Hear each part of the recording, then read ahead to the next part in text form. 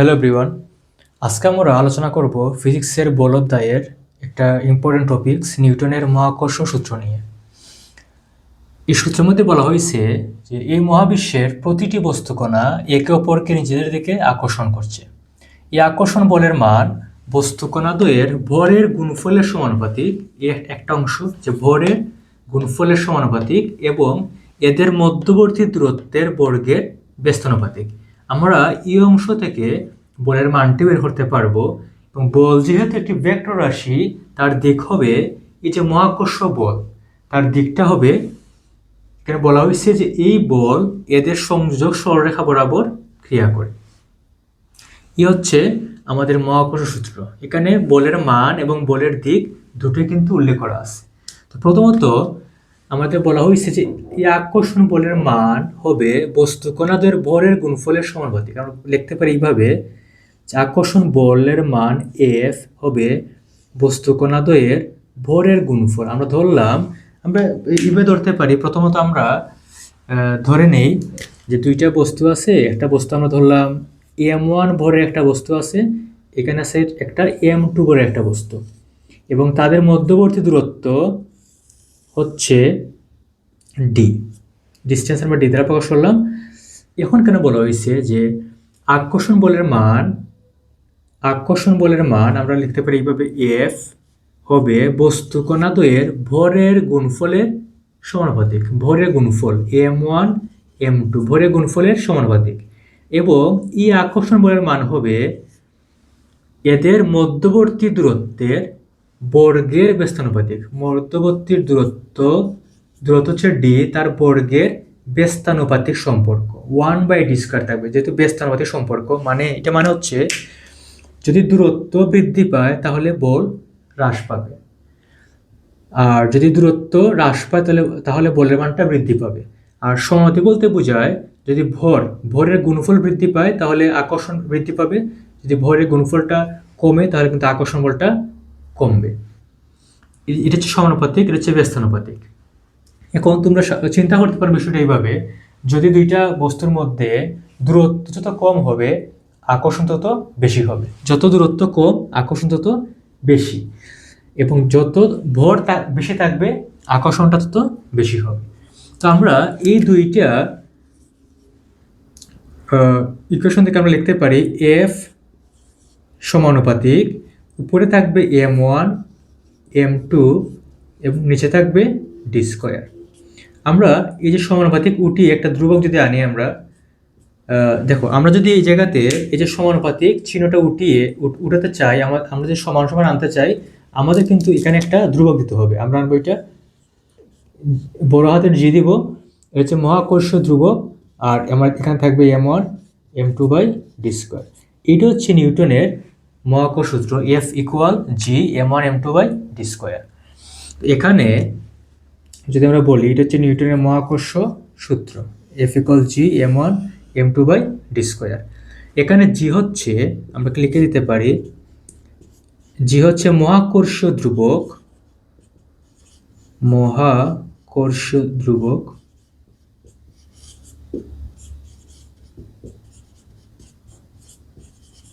যার মানটা fixed 6.673 × 10⁻⁻11 newton metre square per kg²। এটা হচ্ছে জির মান, এটা ফিক্সড কনস্ট্যান্ট, এবং বস্তুর ভর দেওয়া থাকবে এবং দূরত্ব দেওয়া থাকলে আমরা দুইটা বস্তুর মধ্যে আকর্ষণ বলটা বের করতে পারবো। তো এখানে একটা বিষয় অনেক স্টুডেন্টরা আসলে মিস করে ফেলে, বিষয়টা হলো এই যে মহাকর্ষ বল, এই যে আমরা এফ দ্বারা প্রকাশ করলাম, এটি হচ্ছে একটা আকর্ষণ বল, এটা কিন্তু কোনো বিকর্ষণ বল না। দুটি বস্তুর মধ্যে কিন্তু আকর্ষণ কাজ করে। আমরা কিন্তু এই কথা এখানে লিখেছি যে এই মহাবিশ্বের প্রতিটি বস্তু কোনো একে অপরকে নিজে থেকে আকর্ষণ করছে। আকর্ষণ দুইটা বস্তুর ভরের মধ্যে আকর্ষণ কাজ করে। তো মনে রাখবে যে আমরা এই যে মহাকর্ষ সূত্রের যে এফ, এই এফটা হচ্ছে আকর্ষণ বল। এটা আমি লিখে দিতে পারি এই জায়গাতে, এফ হচ্ছে আকর্ষণ বল, এটা কিন্তু বিকর্ষণ বল হবে না, এটা হবে আকর্ষণ বল। m1 এবং m2 ভরের দুইটা বস্তুর উপর সর্বদাই আকর্ষণ কাজ করবে। এই হচ্ছে নিউটনের মহাকর্ষ সূত্র। তো এখান থেকে আমরা এই যে জির মানটা এটা কনস্ট্যান্ট ফিক্সড, আমরা কিন্তু এই যে জি এর একক newton metre square per kg square এটা আমরা বের করতে পারবো যদি আমরা এই জিটাকে পক্ষান্তর করে এই সব কিছুকে এই পাশে নিয়ে আসি, তখন কিন্তু জি এককটা এইটা বেরোবে newton metre square per kg square. এটা আমরা তোমাকে এখন দেখাতে পারি। যদি আমরা মহাকর্ষ ধ্রুবক জি এর একক বের করতে চাই তাহলে আমরা কীভাবে বের করব? আমরা কিন্তু জানি মহাকর্ষ বল এফ সমান হচ্ছে জি m1 m2 বাই হচ্ছে ডি স্কোয়ার। এখন যদি আমরা জি বের করতে চাই তাহলে এফ এর সাথে ডি স্কোয়ার গুণ হবে, আর জি m1 m2 সাথে এই যে এফ এর এফ তার হরের মধ্যে কিন্তু 1 আছে, তাহলে আমরা কিন্তু তার সাথে গুণ করলে হবে জি m1 m2 সমান হবে F D square. That implies আমরা লিখতে পারি G equal F D square by m1 m2। এখন যদি আমরা জি এর একক বের করতে চাই, জি এর এসআই একক আমরা কিন্তু এখানে বসে দিলেই এককটা বের হয়ে যাবে। যেমন এখানে আছে বল, বলের সাইক হচ্ছে নিউটন, ডি হচ্ছে দূরত্ব, এসআই হচ্ছে মিটার, তাহলে মিটার স্কোয়ার হয়ে যাবে। এখানে ভর আছে m1 m2 ভর, তাহলে কেজি স্কোয়ার হবে। তাহলে আমরা এটা এক কথা লিখতে পারি এইভাবে, newton metre square per kg square বা কেজি মাইনাস 2, এইভাবে আমরা লিখতে পারি newton metre square per kg square. এটা হচ্ছে আমাদের মহাকর্ষ ধ্রুবক জি এর একক। তোমরা একইভাবে এখান থেকে মাত্রাটাও বসিয়ে বের করতে পারবে। ওকে,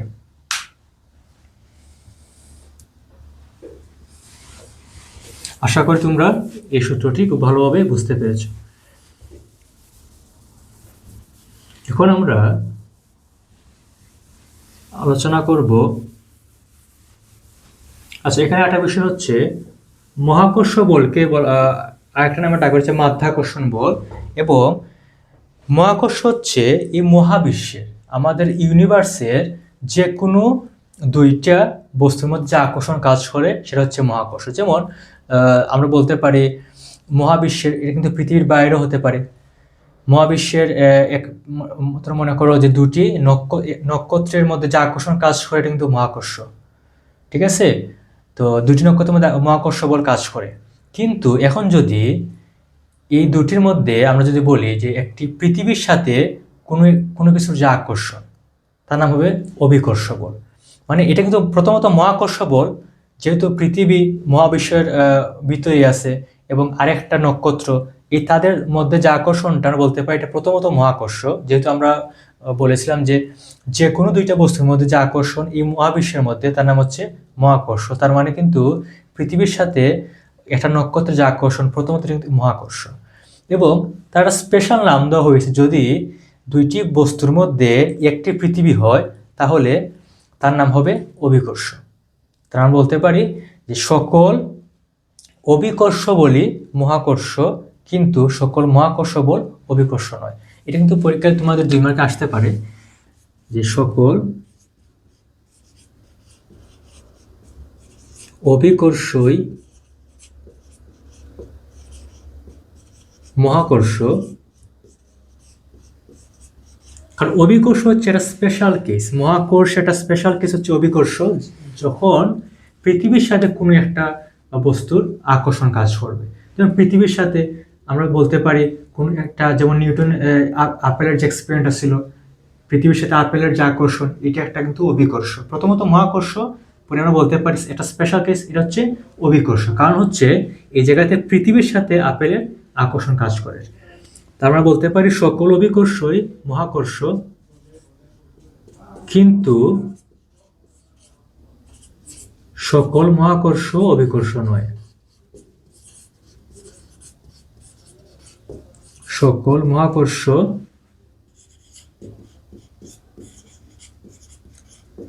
অভিকর্ষ নয়।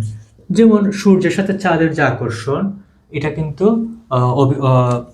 আমাদের মহাকর্ষ হবে, কিন্তু এটা কিন্তু অভিকর্ষ হবে না। তো এটা তোমাদের 2 মার্কে আসতে পারে। ওকে, এখন আমরা আরেকটা প্রশ্ন, এটা আমরা লিখে তোমাদের সমাধান করে দিব। এটা একটা বোঝার মতো প্রশ্ন, এটা আসতে পারে।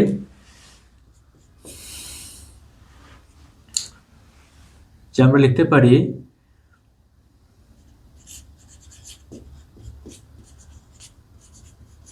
অভিকর্ষজ ত্বরণ, এটাকে জি দ্বারা প্রকাশ করা হয়। অভিকর্ষজ ত্বরণকে বস্তু নিরপেক্ষ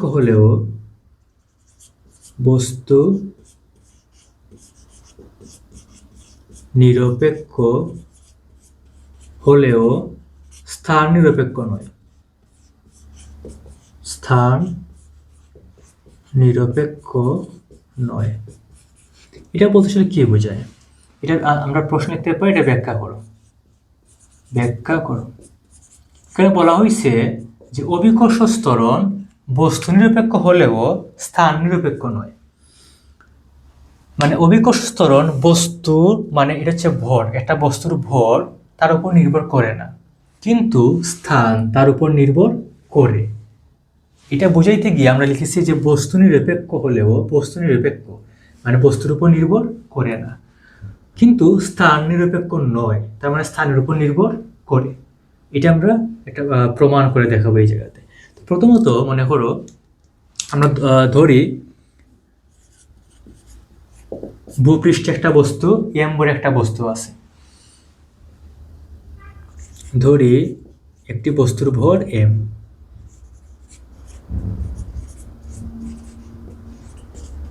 ভূপৃষ্ঠে আমরা ধরলাম একটি বস্তু আছে, একটি বস্তু, তার ভর হচ্ছে স্মল এম। বস্তুর ভর সমান সমান হচ্ছে আমরা এম ধরলাম, এবং আমরা জানি যে পৃথিবীর ভর হচ্ছে ক্যাপিটাল এম। তাহলে আমরা যদি নিউটনের দ্বিতীয় সূত্র লিখি, যে নিউটনের দ্বিতীয় সূত্র অনুসারে, নিউটনের দ্বিতীয় সূত্র অনুসারে আমরা লিখতে পারি এফ ইকুয়াল এম জি। এটা আমরা ধরলাম 1 নং সমীকরণ। মানে এটা বলতে কি বোঝায় যে পৃথিবী এই যে বস্তু এম বলে একটা বস্তুকে যে বলে আকর্ষণ করবে, সেটা হচ্ছে এফ ইকুয়াল হচ্ছে এম তার ভর, এবং জি হচ্ছে অভিকর্ষজ ত্বরণ। আবার আমরা কিছুক্ষণ আগে আমরা বের করলাম যে নিউটনের মহাকর্ষ সূত্র, এটাকে আমরা লিখতে পারি যে নিউটনের মহাকর্ষ সূত্র অনুসারে এটা আমরা লিখতে পারি সেম এফ যে বল, এটা হবে জি m1 m2। এম হচ্ছে বস্তুর এম এবং m2 হচ্ছে পৃথিবীর এম। যেহেতু বস্তুর সাথে পৃথিবীর এখন আকর্ষণ কাজ করে, আমরা m1 m2 জায়গায় আমরা লিখলাম বস্তুর এম স্মল এম এবং পৃথিবীর ভর ক্যাপিটাল এম। বা হচ্ছে যদি এইটা পৃথিবী হয়, আমরা ধরলাম এটা হচ্ছে পৃথিবী, এবং এই জায়গাতে একটা বস্তু আছে, এই জায়গাতে একটা বস্তু রাখা আছে, ভূপৃষ্ঠের উপরে একটা বস্তু আছে, তাহলে বস্তুর ভর হচ্ছে এম এবং পৃথিবীর ভর হচ্ছে ক্যাপিটাল এম। এবং যদি এটা পৃথিবীর কেন্দ্র হয়, তাহলে পৃথিবীর কেন্দ্র থেকে এই যে ভূপৃষ্ঠের যে দূরত্বটা, এটা হচ্ছে পৃথিবীর ব্যাসার্ধ আর, আমরা আর দিয়ে স্কোয়ার দিব, আর স্কোয়ার। এটা হচ্ছে নিউটনের মহাকর্ষ সূত্র অনুসারে আমরা লিখতে পারি F equal G m1 m2 মানে small M capital M by R square. এখন আমরা এটা আমরা 2 নং সমীকরণ ধরি। এখন আমরা লিখতে পারি 1 ও 2 হতে, 1 ও 2 হতে আমরা লিখতে পারি, যেহেতু 1 নং সমীকরণে এম জি সমান এফ এবং 2 নং সমীকরণে এই সম্পূর্ণ অংশ সমান হচ্ছে এফ, আমরা লিখতে পারি এইভাবে যে M G equal G small M capital M by হচ্ছে আর স্কোয়ার। তাহলে এখানে আমরা উভয় পক্ষে এই যে এম বস্তুর ভর এম আর এই পাশে কিন্তু বস্তুর ভর এম আছে, এটা কিন্তু ভ্যানিশ মানে ক্যান্সেল হয়ে যাবে। তা আমরা লিখতে পারি জি ইকুয়াল, এ পাশে থাকবে ক্যাপিটাল জি, থাকবে এম, নিচে থাকবে আর স্কোয়ার। এইটা হচ্ছে অভিকর্ষজ ত্বরণ জি, এটা বের করার ফর্মুলা। অভিকর্ষজ ত্বরণ জি সমান হচ্ছে G M by R square. তো তোমরা যদি একটু লক্ষ্য করো তাহলে দেখতে পারবে জির মধ্যে কিন্তু জি ইকুয়াল আমরা কি লিখেছি, ক্যাপিটাল জি, মানে মহাকর্ষ ধ্রুবক, এটা হচ্ছে পৃথিবীর ভর, এটা হচ্ছে পৃথিবীর ব্যাসার্ধ। এখানে কিন্তু কোথাও স্মল এই যে এমটা, মানে আমরা যেটা বস্তুর ভরকে প্রকাশ করেছিলাম সেটা কিন্তু এখানে নেই। তার মানে অভিকর্ষ ত্বরণ বস্তুর ভরের উপর নির্ভর করে না, নির্ভরশীল করে না। তার মানে এটা কিন্তু নিরপেক্ষ, নিউট্রাল। আমরা বলতে পারি বস্তু নিরপেক্ষ, মানে বস্তুর যে ভর তার উপর নির্ভর করে না, কিন্তু স্থান নিরপেক্ষ নয়, মানে স্থানের উপর নির্ভর করে। এই যে স্থান বলতে কি বোঝায়, ব্যাসার্ধ। এখানে যদি বিষয়টা এরকম হতো, পৃথিবী কিন্তু সম্পূর্ণরূপে এরকম গোলাকার না। মেরু অঞ্চল, বিষুবীয় অঞ্চলে কিন্তু জি এর মানটা পরিবর্তন হয়, কারণ হচ্ছে সেখানে আমাদের যে পৃথিবীর কেন্দ্র থেকে ভূপৃষ্ঠের যে দূরত্বটা, ব্যাসার্ধটা, এটা পরিবর্তন হয়। যার কারণে দেখা যায় যে মেরু অঞ্চলে অথবা বিষুবীয় অঞ্চলে আমাদের জির মানটা আলাদা আলাদা হয়। তো আমরা বলতে পারি এখানে কিন্তু স্থানের উপর নির্ভর করে। যেহেতু বিভিন্ন জায়গায় আমরা যদি ভূপৃষ্ঠ থেকে অনেক উপরে যাই, আমার কিন্তু জির মানটা পরিবর্তন হবে। তার মানে স্থানের উপর নির্ভর করে, কিন্তু বস্তুর ভর এম তার উপর নির্ভর করে না। তো আমরা বলতে পারি সুতরাং অভিকর্ষ ত্বরণ বস্তু নিরপেক্ষ হলেও স্থান নিরপেক্ষ নয়।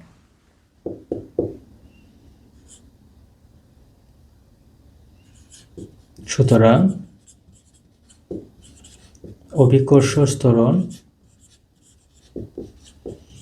বস্তু নিরপেক্ষ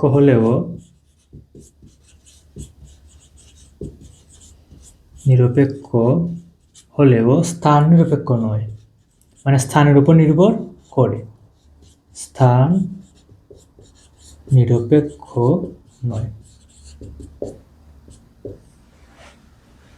এই হচ্ছে অভিকর্ষ ত্বরণ।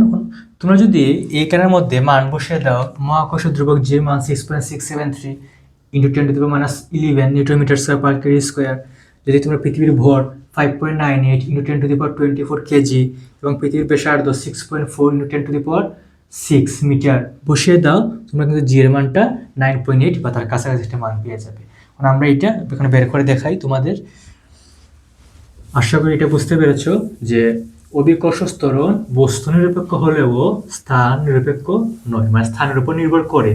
মানে আমরা যদি ভূপৃষ্ঠ থেকে অনেক উপরে যাই, তাহলে কিন্তু আমাদের জির মানটা পরিবর্তন হবে, মানে সে স্থানের উপর নির্ভর করবে। এখন আমরা যদি এটার মধ্যে বসাই, আমাদের সূত্র হচ্ছে জি ইকুয়াল মহাকর্ষ ধ্রুবক ইন্টু পৃথিবীর ভর বাই পৃথিবীর ব্যাসার্ধ। তাহলে আমরা যদি বসাই মানটা, দেখি কত আসে। 6.673 10⁻11। পৃথিবীর ভর হচ্ছে 5.98 ইন্টু 10⁻24 কেজি। পৃথিবীর ব্যাসার্ধ হচ্ছে 6.4 ইন্টু 10⁻6 এত মিটার। আমি এটাই পাশে লিখে দিই।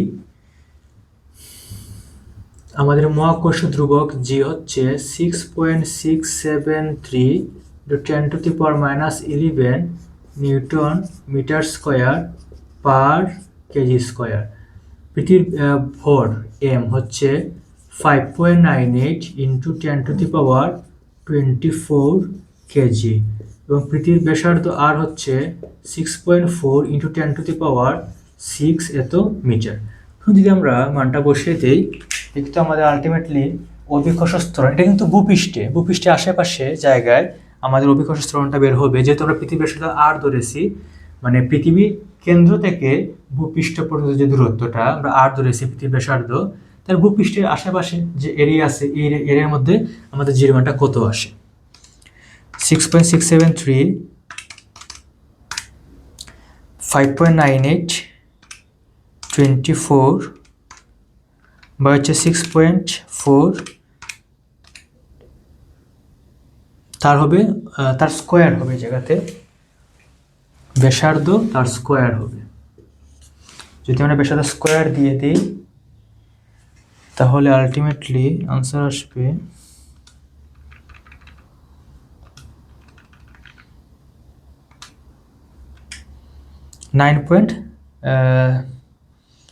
6.673 9.74, মানে 9.8 এর প্রায় কাছাকাছি আসবে। 9.74 এত মিটার পার সেকেন্ড স্কোয়ার। এই হচ্ছে এইভাবে আমরা এই মানটা বসিয়ে জির মানটা বের করতে পারি। ওকে, এখন আমরা আর একটা বিষয় নিয়ে আলোচনা করব, সেটা হচ্ছে মনে করো নিউটনের আমাদের যে বিখ্যাত একটা এক্সপেরিমেন্ট উনি করেছিলেন, যে একটা আপেল গাছ থেকে ওনার মাথার মধ্যে পড়েছিল। পরে উনি চিন্তা করেছিলেন যে আপেলটি কি জন্য নিচের দিকে পড়লো, কি জন্য এটা উপর দিকে গেল না। এটা নিয়ে উনি পরবর্তী চিন্তা করে এই যে মহাকর্ষ সূত্রটা উনি আসলে বের করেছিলেন। তো আমাদের আজকের সমস্যাটি হলো এইভাবে, মনে করো এই যে আপেলটা পড়লো, পৃথিবীর দিকে আপেলটা পড়লো। তো যদি বলা হয় এইভাবে যে পৃথিবী এবং একটা আপেল, মনে করো একটা আপেলের ভর আমরা ধরলাম 500 গ্রাম, জাস্ট আমরা ধরে নিলাম যে 500 গ্রাম। তাহলে পৃথিবীর আপেলকে যে বলে আকর্ষণ করে, এই আকর্ষণ বলে মানটা বেশি হবে, না আপেল যে পৃথিবীকে যে বলে আকর্ষণ করে সেই আকর্ষণ বলে মানটা বেশি হবে? তুমি একটু চিন্তা করো তো বিষয়টা কি হবে। যে একটা পৃথিবী আপেলকে আকর্ষণ করতেছে, একইভাবে আপেলও তো পৃথিবীকে আকর্ষণ করতেছে, যেহেতু দুইটা হচ্ছে এই মহাবিশ্বের মধ্যে একটা ভরের বস্তুকণা, অবশ্যই আকর্ষণ করবে। তাহলে পৃথিবী কি আপেলকে বেশি বলে আকর্ষণ করবে, নাকি আপেল পৃথিবীকে বেশি বলে আকর্ষণ করবে? আচ্ছা, বিষয়টা হলো এই যদি পৃথিবী এবং আপেল, অবশ্যই তারা আকর্ষণ করবে, এবং এই আকর্ষণ বলের মানটা কিন্তু একই হবে। মানে পৃথিবী আপেলকে যে বলে আকর্ষণ করবে, আপেলও পৃথিবীকে একই বলে আকর্ষণ করবে। তোমাদের মনে প্রশ্ন জাগতে পারে, বিষয়টা আসলে কীভাবে হয়? যে পৃথিবী তো অনেক বিশাল আপেলের তুলনায়, তাহলে তো পৃথিবী তো আপেলকে অনেক বেশি বলে আকর্ষণ করার কথা, বা আপেল তো অনেক ছোট, আপেল কীভাবে এত বড় পৃথিবীকে সমান বলে আকর্ষণ করবে? কিন্তু বিষয়টা হলো যে আমরা যে সূত্র লিখেছিলাম, আমরা কিন্তু এইভাবে লিখেছিলাম F equal G m1 m2 by r square. সূত্রের মধ্যে কিন্তু যদি আমি বলি, আমরা ধরলাম স্মল এম হচ্ছে আপেলের ভর আর ক্যাপিটাল এম হচ্ছে পৃথিবীর ভর। তাহলে আমি যদি আপেল এবং পৃথিবীর মধ্যবর্তী যে আকর্ষণ বল সেটা বের করতে চাই, আমার কিন্তু আপেল এবং পৃথিবীর ভরকে কিন্তু গুণ করতে হবে। এই দুইটাকে ইনপুট দিয়ে কিন্তু আমরা একটা বলের মান পাবো। আকর্ষণ বল কিন্তু হবে একটা, এটা কিন্তু দুইটা হবে না। আমরা দুইটা ভরকে কিন্তু ইনপুট দিয়ে আমরা আকর্ষণ বল একটা বের করব। তার মানে পৃথিবী যে বলে আপেলকে আকর্ষণ করবে, আপেলও একই বলে পৃথিবীকে আকর্ষণ করবে। ঠিক আছে, বিষয়টা তো ক্লিয়ার তোমাদের? তাহলে আমার পরবর্তী প্রশ্ন হচ্ছে, তাহলে আপেলটা কেন পৃথিবীর দিকে আমরা পড়তে দেখি, পৃথিবী কি জন্য আপেলের দিকে আমরা আসতে দেখি না?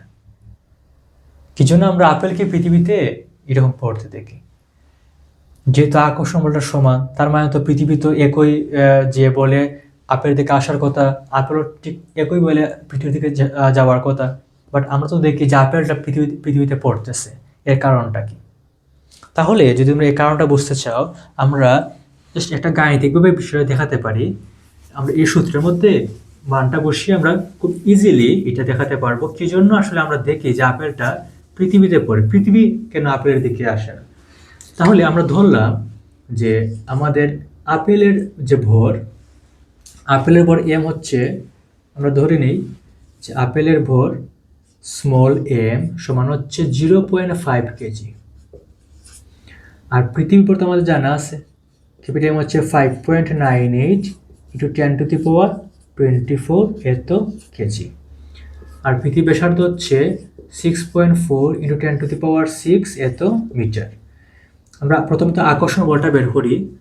তাহলে আকর্ষণ বল এফ হবে G small M capital M by R square. যদি আমরা মানটা বসিয়ে দিই 6.673, 0.5, এম হচ্ছে 5.98 ইন্টু 10⁻24, আর হচ্ছে 6.4 10⁻6 তার স্কোয়ার। তো যদি আমরা এখানে মানটা বসিয়ে দিই 6.673 - 11, 0.4, 5.98, 24, নিচে হবে 6.4, 6 তার স্কোয়ার। ওকে, আনসার আসবে 4.87। যদি ক্যালকুলেশন 0.5, 5.98, ওকে, তাহলে আনসার আসতেছে 4.87 নিউটন।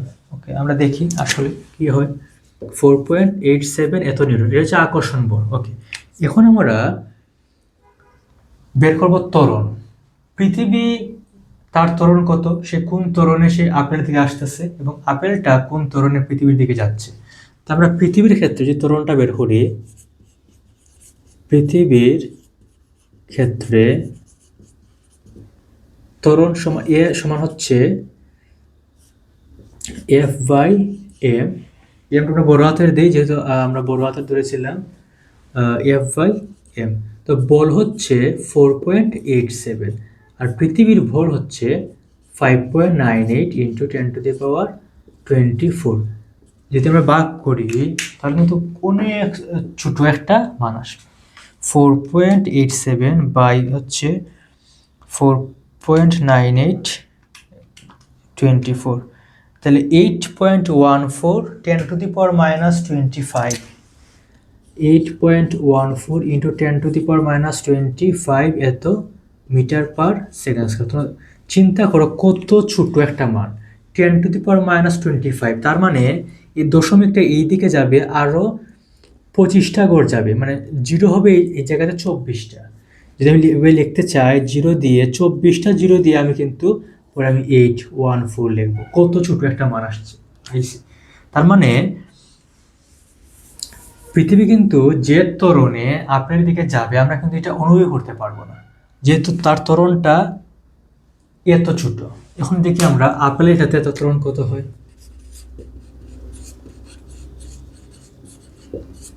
যদি আমরা আপেলের ক্ষেত্রে ত্বরণটা দেখি, আপেলের ত্বরণ হবে বল বাই আপেলের ভর।